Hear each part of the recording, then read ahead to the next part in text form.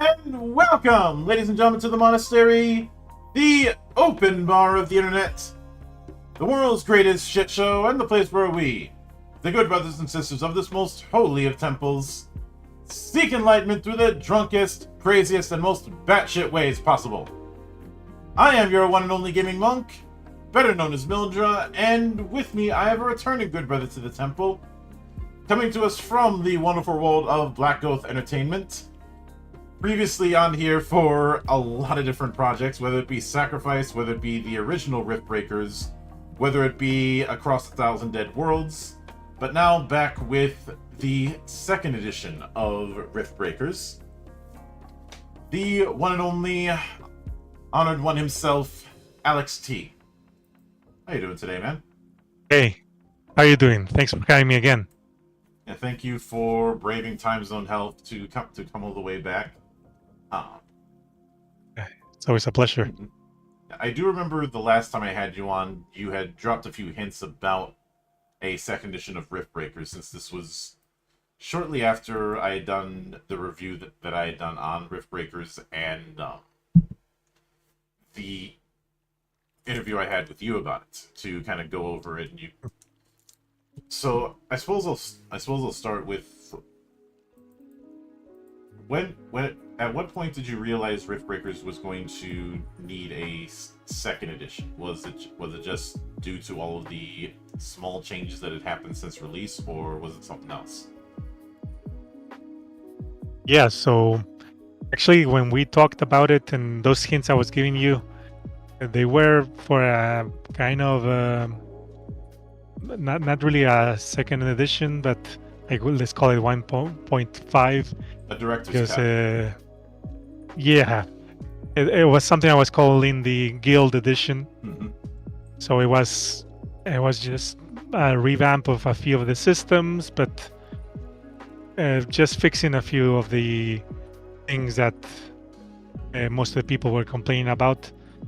But since then, I mean, I left it a little bit on nice for a few months, and when I returned to it, I realized that it was still not enough. It wasn't getting all the way where I wanted the game to be. Mm-hmm. So I realized that it had to be a second edition. Mm-hmm. So that was pretty recently, actually. Let's say 4 or 5 months ago. It's when I decided, okay, this is not going to be a guild edition. This is a second edition altogether. Mm-hmm. And yeah, so I started working on new layout. It's a different format. Is a little bit larger than the first edition book, size wise. Yeah. And well, I revamped a lot of the systems. So yeah, I think it was necessary. Yeah. And when you say new format, are you saying the page size is going to be different, like in A4 as opposed to a B series, like the first edition? Well, not exactly. I mean, the first edition was 5.5 times 8.5 inches, what they call a digest size. Mm-hmm. And this new one is 7 times 10 inches, so a little bit larger. So that means that we have a little bit more space on each page, more space for illustrations, to have the text a little bit more spread. I don't know. It looks much cleaner. And I think I sent you the work in progress. So oh yeah, I think it looks better. Yeah, it's slightly larger, though not quite A4 size. Yeah. Which is 8.5 by 11. But yeah, I think, and obviously when we've talked in the past, one of the big things I do remember bringing up is that Riftbreakers definitely has the DNA of an MMO, but in particular has the DNA of the more sandbox style MMOs. And that is an important distinction to make. There's two schools of thought with MMO design that I've talked about: sandbox and theme park. Yeah. A sandbox style would be your lineages, your Final Fantasy XIs, your EVE Onlines, maybe EverQuest, depending on who you ask. Ultima Online, Dark Age of Camelot, those early net cafe style of MMOs. Even Ragnarok would fall into that. Theme park style is your WoWs, your FF14s, your it's maybe even Vindictus. Elder Scrolls Online. Yeah. A lot of the more recent MMOs are going to fall into that particular category, and neither side is better than the others. They're just two different schools of thought. I think the latter became the dominant one, not necessarily out of laziness like some people claim, but more that it was easier to program for, which is saying something, because I think MMOs are the hardest kind of game to program for and design for. But between between those two camps, would you say Riftbreakers is still more in the sandbox style, or are there some elements of the theme park style? No, it's definitely very sandboxy, especially the second edition, because I went all in with the overworld exploration, which was kind of hinted to on the first edition, but it wasn't that well fleshed out. The second edition, I turned it into a proper hex crawl. All the travel procedures are more detailed. I added an extra region to the peninsula. Well, I mean, it was there already. I just detailed it and named it and fleshed it out. And since the map hasn't changed, I just added to it. And so the game is basically you doing whatever you want. You can be exploring the overworld and seeing what you find around. You have encounters or dealing with random rifts you might find around there, or you can go to the peninsula, to the region's capital, to the city of Cargelos, and just grab some quests there, and then do them at your own pace. And I mean, you can basically set up your own objectives and goals, which is what I think defines a good sandbox. Oh yeah, and there was the notion of a setting within first edition, but it had to share space with a lot of other concepts, and I think even in that review I mentioned it was more like a set of bullet points like you see in some setting books in Forged in the Dark, more than a proper setting concept, which has its upsides and downsides. Mostly. No, sorry, go ahead. Mostly the fact that players can fill in the blanks, but when there's a lot of blanks to fill, that can create a problem. Yes, it's a tricky thing to balance, and generally I like to have strong settings, but don't give too much detail, because I do like letting players fill in the gaps and to discover it. Since I write mostly for solo players, I think it's interesting to create your own version of the world.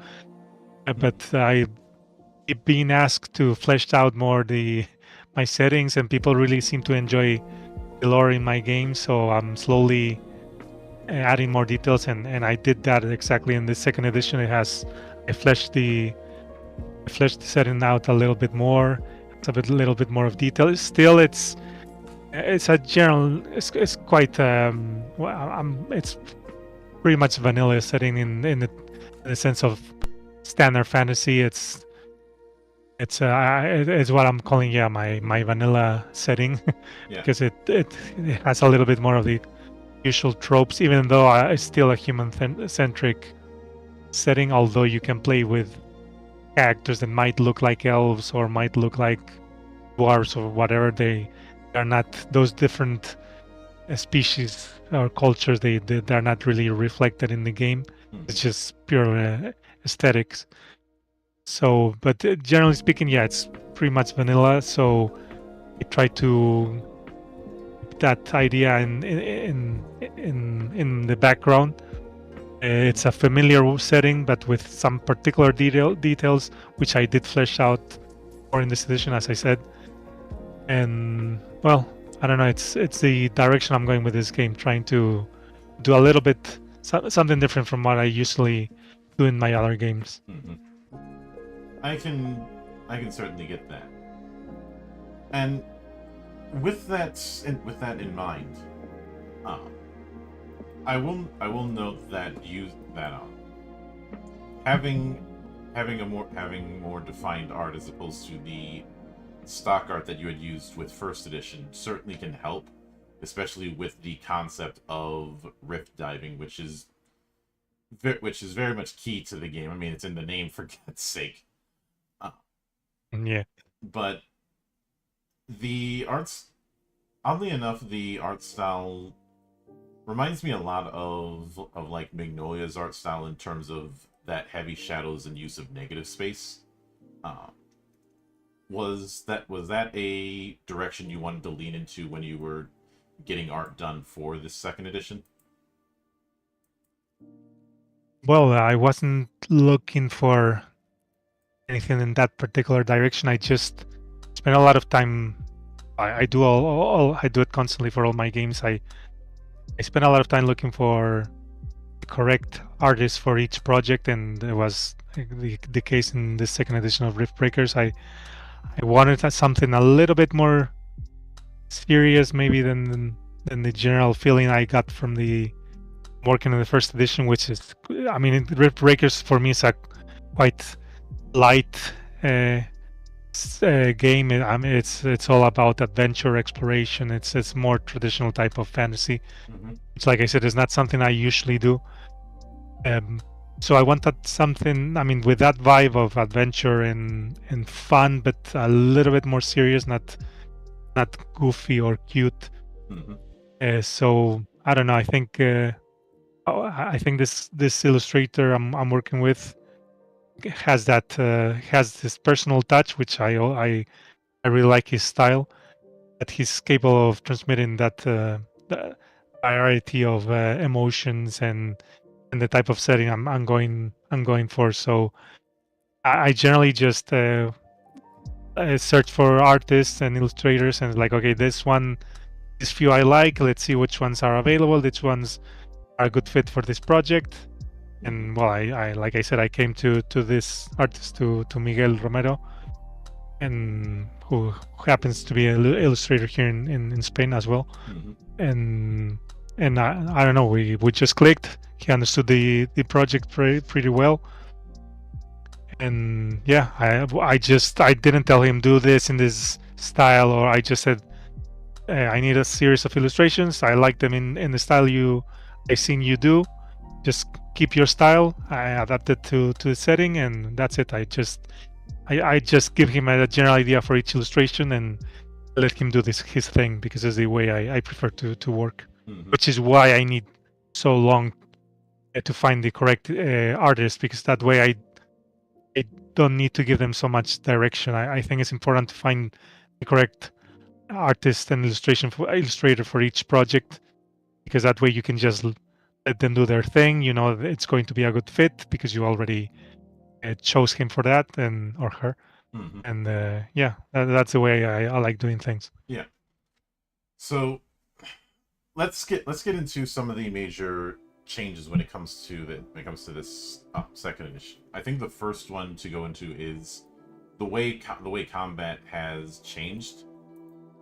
On the Kickstarter, you talk about an ability-based combat system that emulates card play, and I can also see that kind of channeling the ability bar you've seen in pretty much any MMO in the last 25 years.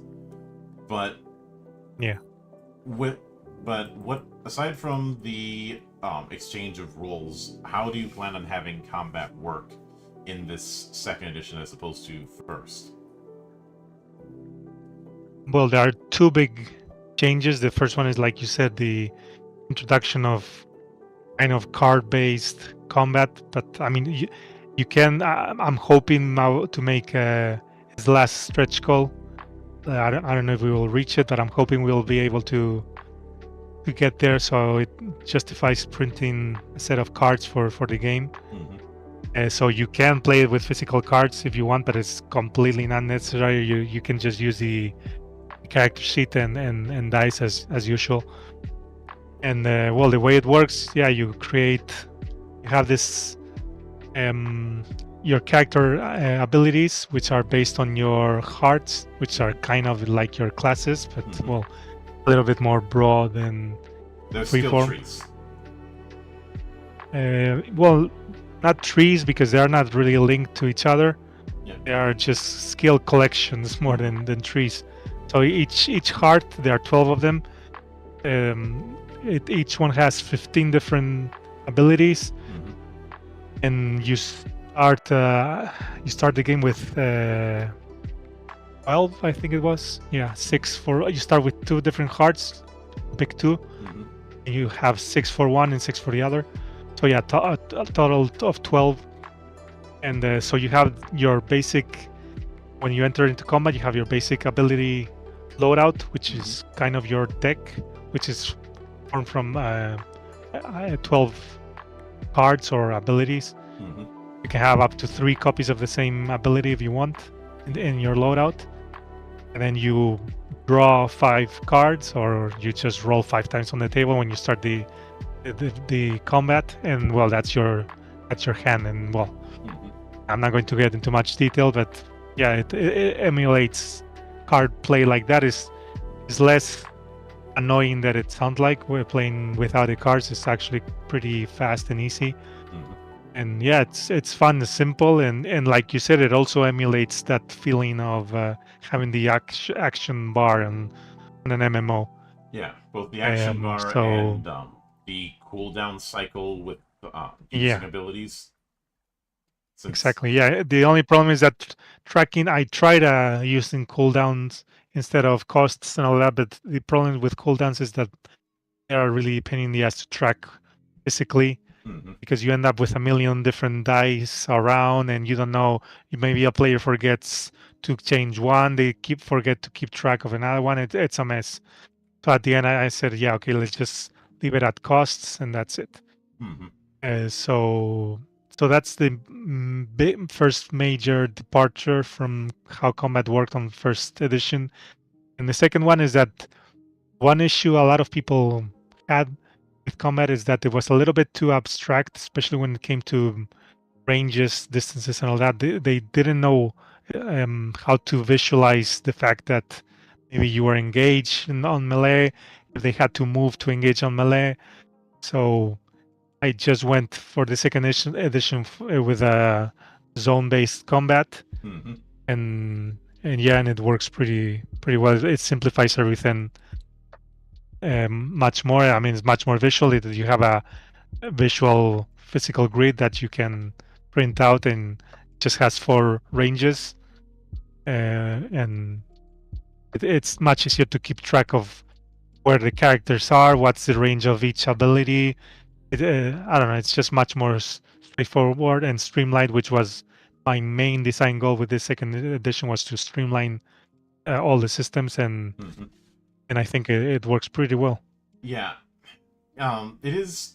Given what I've been doing with games like Sword World, it is kind of amusing that, from what I'm seeing, you're using a zone-based design when it comes to that style of combat.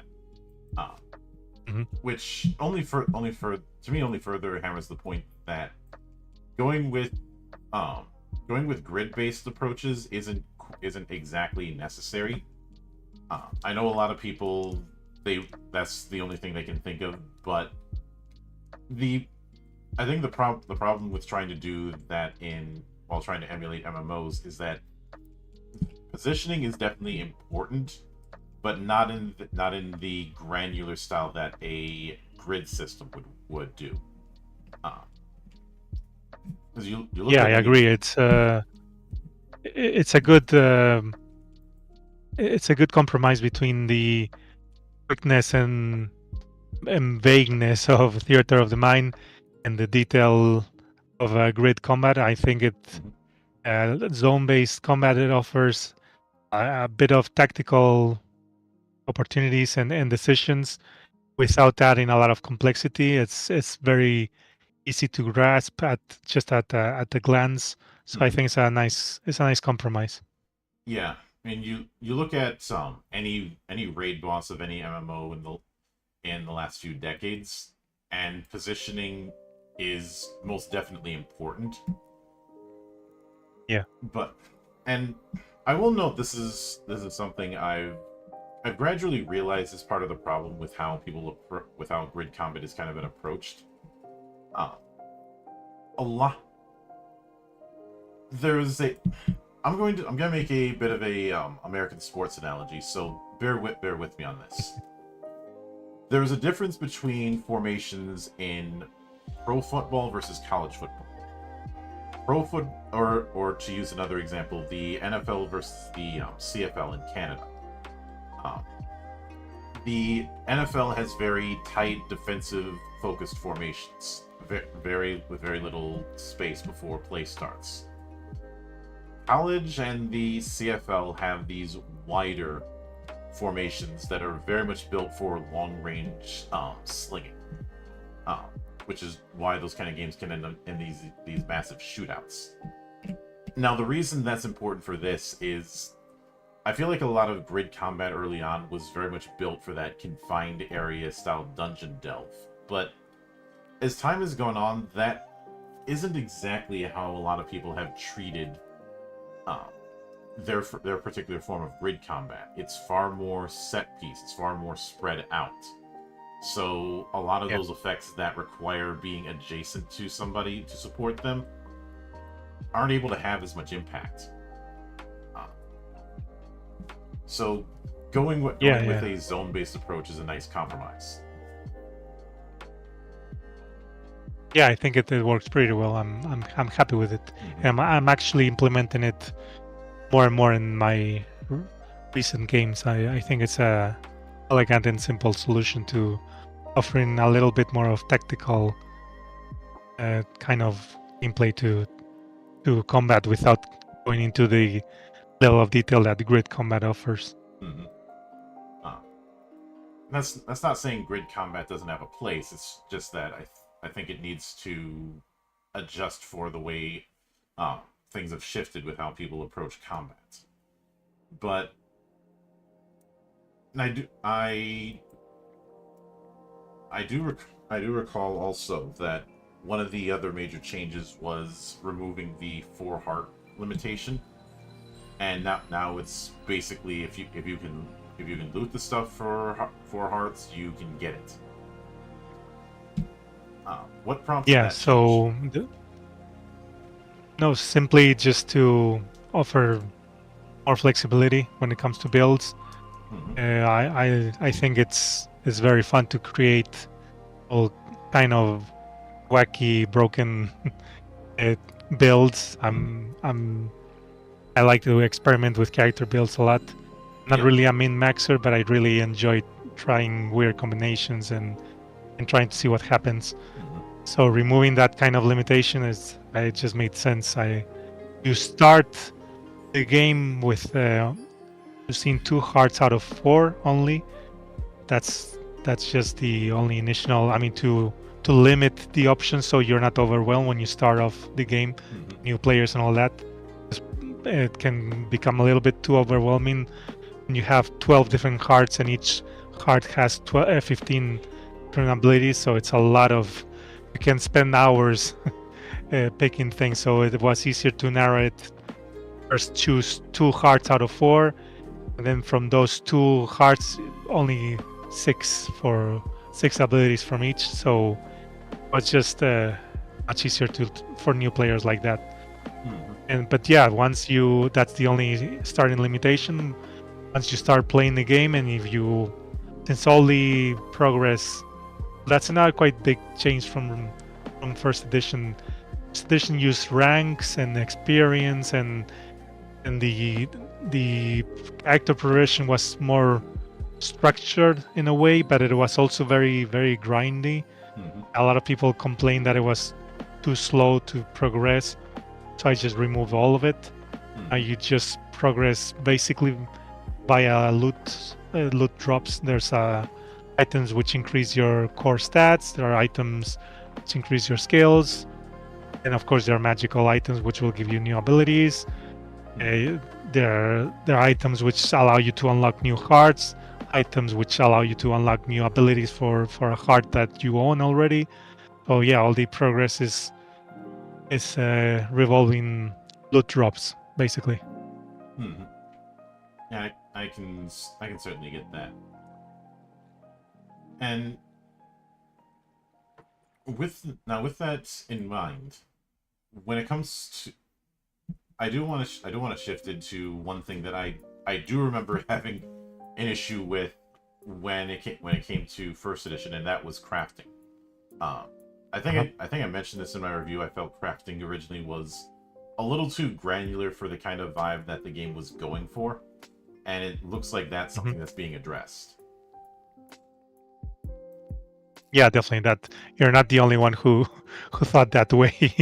It was a little bit too grindy. It was a lot of things to keep track of in first edition. You depended a lot more on loading the right crafting materials. So it was a bit of a chore to do everything. So this time I simplified it. You just have 3. You can loot ores or a chemical ingredient like herbs or whatever, mushrooms, whatever, and then the monster parts. And each one of them has a rarity. You can have a common, uncommon, and rare. And then each blueprint or formula requires a different combination of those 3, and it's much simpler now. You don't have, I don't know, the first edition. I don't know how many different crafting aspects had. I think it was like 15 different ones. Yeah, a lot of them. Yeah, so now you only have 3. Mm-hmm. And the different combinations still allow for interesting variety when it comes to crafting recipes. So yeah, I think it works much easier right now as it is, and it's less annoying to deal with. Yeah, I decided to double check just so I'm not talking out of my ass when it comes to it. And yeah, there were 12 crafting aspects and 4 ores. Yeah. And that's certainly a bit much. Though speaking of that, when it comes to item slots and the usage die, is that staying as is? Yeah, I haven't changed that. It's essentially the same. Maybe I made it a little bit cleaner and clearer to keep track of everything, but yeah, it's essentially the same. Gear works basically the same. You have your gear slots like you would in a typical MMO, and yeah, that's basically it. Yeah. And I do remember that one of the things you had planned was to merge in some of the stuff about guilds and companions. That was an expansion book in first edition Riftbreakers into the core book for second edition. Yeah, so at the end, I realized that I already added a lot of content. I mean, just the overworld exploration is like, and considering that this book is larger, it's already going to be, the page count is already equal or larger than the first edition. So the first edition had around 300 pages. The second edition, even though, like I said, the page is larger, it's already on 300 something pages. So they added a lot of new content.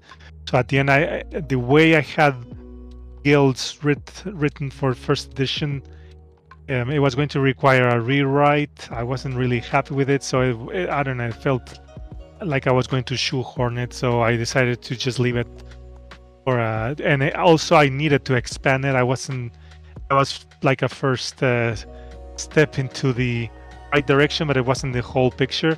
So I felt that the day I introduce that to second edition, I will do it in a proper way and fleshing it out much more, adding all the things I think it was missing, integration with followers, for example.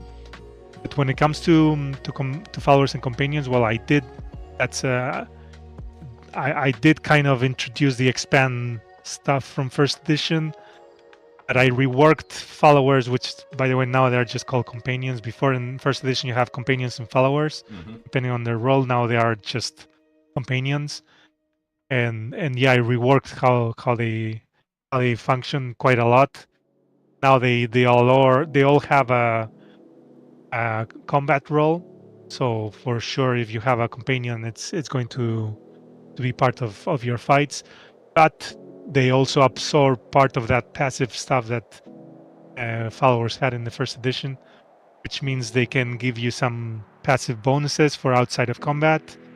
They all each have a unique abilities that you can add to your combat deck or to your loadout.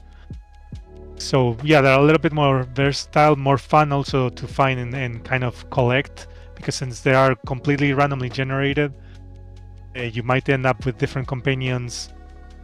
Maybe if you're a more tanky character, you will like to have a companion which is more of a healer, so that's the kind of companion you will try to find. But I don't know, they have a little bit more of flexibility, and it allows you to find to try to find the correct companion for your build. So I think they work much better than in first edition. Yeah, I can certainly get that. And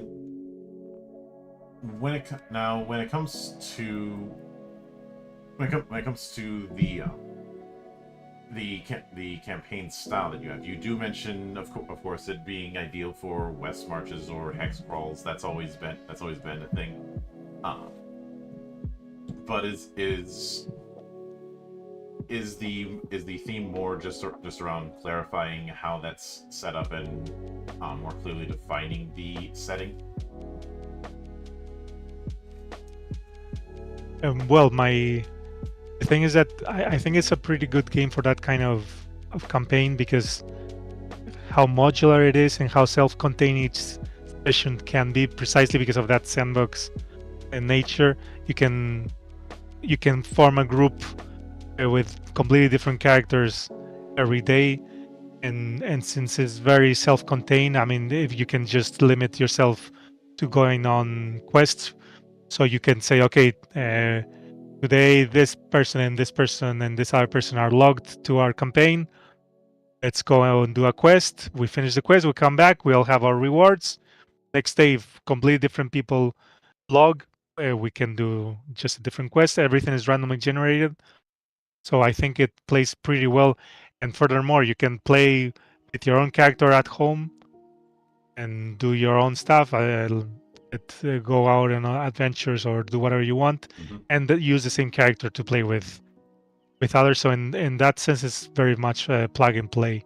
Yeah. So yeah, it's very self-contained in that regard. The way how the game is designed, you can just have an adventure going into a rift. You finish the rift, and that's it. Of course, that doesn't mean you can write a big campaign based on one of the, I don't know, you can easily grab one of the meta plots that you have with the different factions and maybe delve into some kind of conspiracy. And yeah, I mean, you can play that way if you want, but I wanted the game to be respectful of people's time and to be able to pack a lot of gameplay and character progression in short sessions.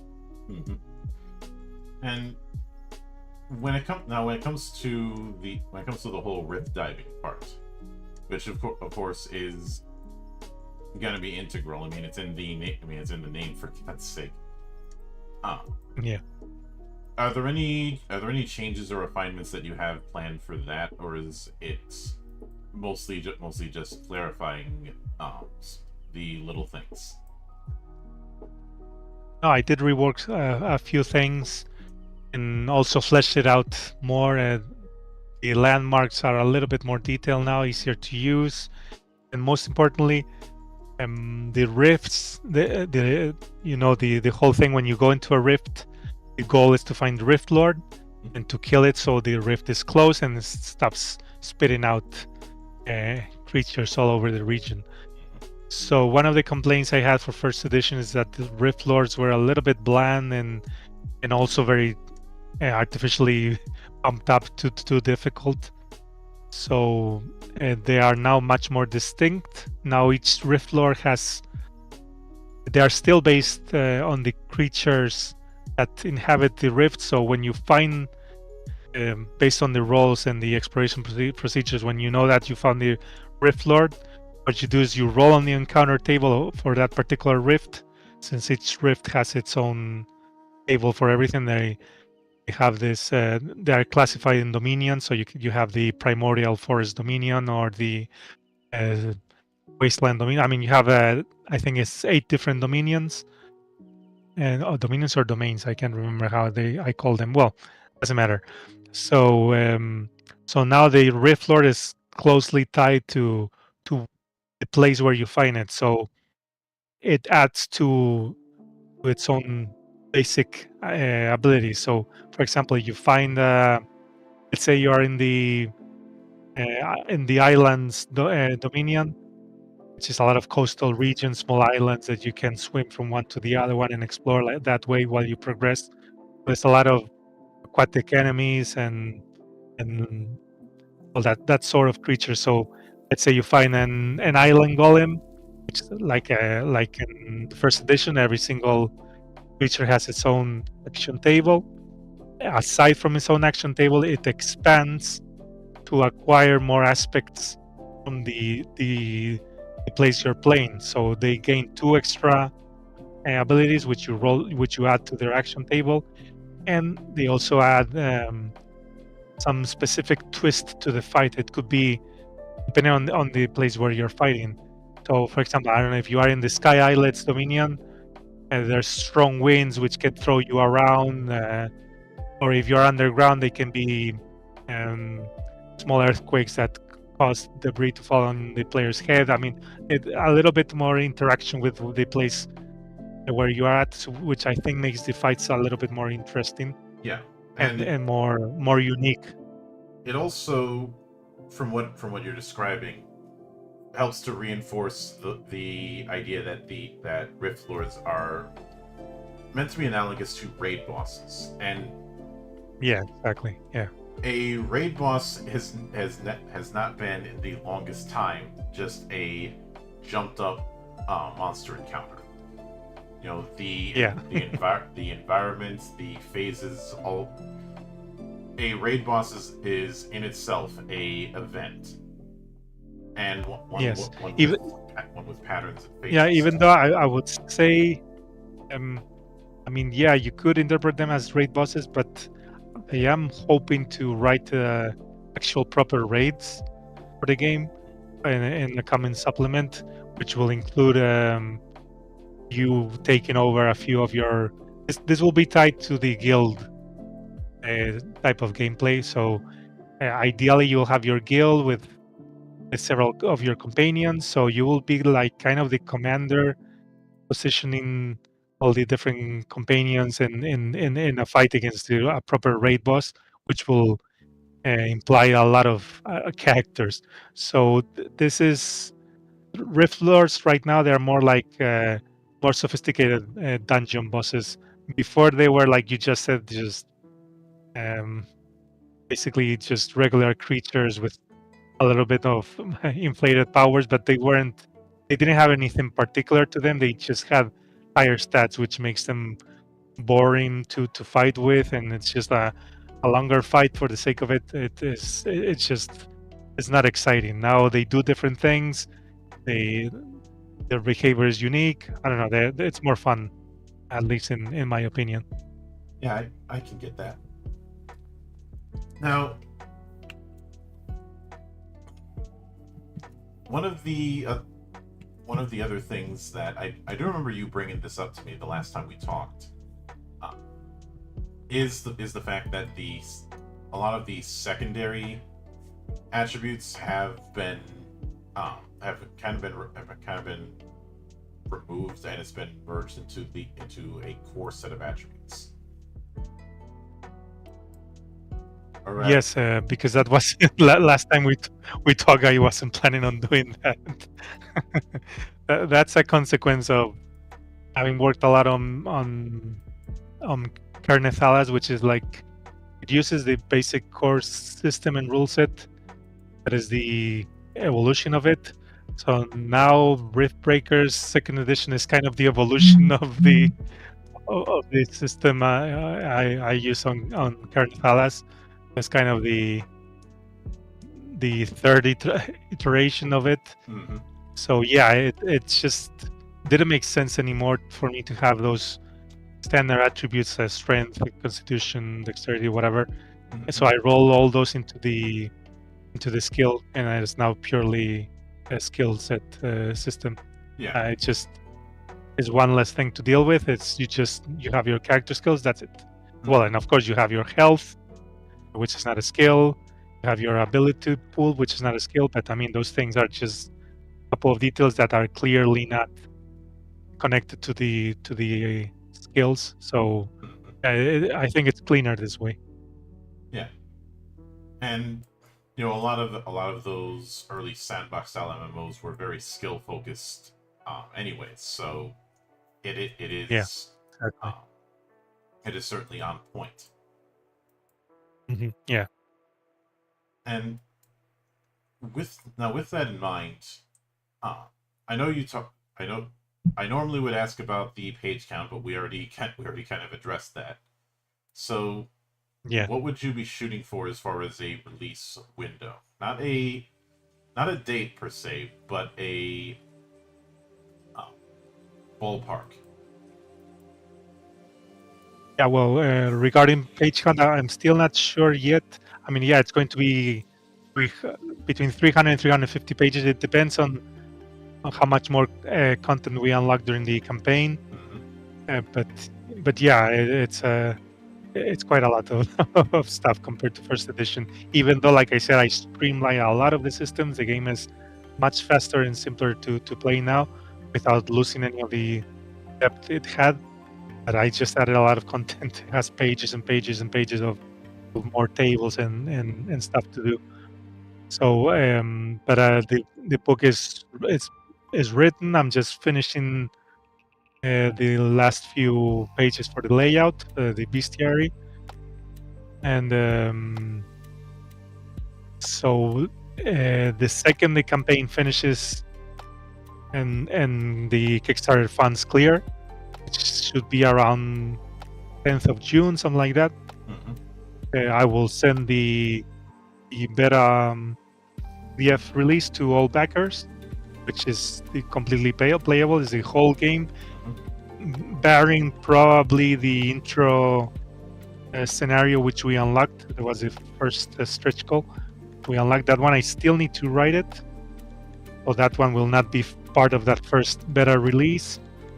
But it will come shortly after. And but the proper release, the finished book, it's going to take a while because the illustrator I'm working with is a little bit slow, and there's still a lot of illustrations to finish. And so the tentative release date is around December. I think it will probably be sooner than that, but just to be sure, yeah, let's say late winter of 2025. Mm-hmm. So yeah, it's going to take a few months to complete, but the game is going to be absolutely completely playable much sooner. I mean, in just a few weeks, people who back the Kickstarter are going to be able to start playing it if they want. Mm-hmm. Yeah, I can get that, and I will most definitely look forward to seeing how that develops. But with that said, I do want to sincerely thank you for taking the time out of your schedule to come all the way to my monastery and enjoy the madness that happens here. And, It was my pleasure, like always. And anytime you see fit to return, the door is always open. As I often say around here, drinking is not mandatory, but it is encouraged. And, of course, a sincere thanks goes out to everyone who took the time out of their schedule to come onto the show and enjoy the particular brand of fun around here. And there will be plenty more where that came from, as there always is here, on the open bar of the internet. But until then, on behalf of the good brothers present and not present, my name is Mildra, I am your gaming monk. Stay fucking frosty, everybody!